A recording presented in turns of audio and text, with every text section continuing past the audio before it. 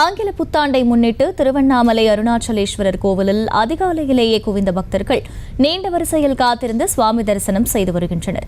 கூடுதல் விவரங்களை செய்தியாளர் சசிகுமார் வழங்க கேட்கலாம். சசிகுமார், வணக்கம்.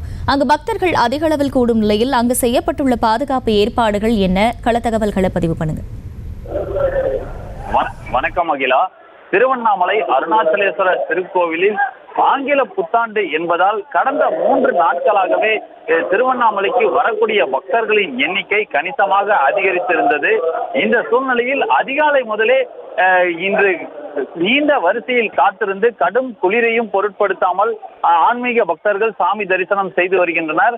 மேலும் இன்று அதிகாலை கோவில் நடை திறக்கப்பட்டு சுவாமி அம்பாளுக்கு சிறப்பு அபிஷேகம் அலங்காரங்கள் நடைபெற்றது.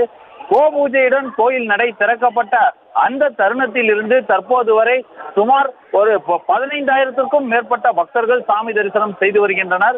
சுமார் 3 மணி நேரத்திற்கும் மேலாக காத்திருந்து சாமி தரிசனம் செய்யக்கூடிய நிலையானது தொடர்ந்து இருக்கிறது.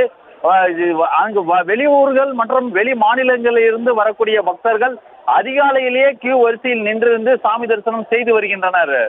அகிலா, செய்திகளை உடனுக்குடனும் துல்லியமாகவும் தெரிந்து கொள்ள சப்ஸ்கிரைப் பண்ணுங்க.